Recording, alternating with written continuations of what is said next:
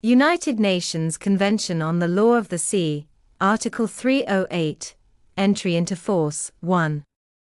This convention shall enter into force 12 months after the date of deposit of the 60th instrument of ratification, or accession. 2. For each state ratifying, or acceding to this convention, after the deposit of the 60th instrument of ratification, or accession, the convention shall enter into force on the 30th day following the deposit of its instrument of ratification, or accession, subject to paragraph 1. 3.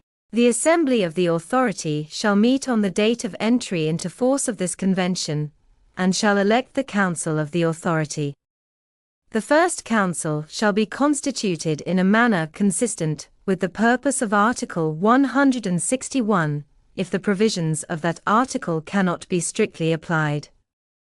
4. The rules, regulations and procedures drafted by the Preparatory Commission shall apply provisionally pending their formal adoption by the Authority in accordance with Part 11.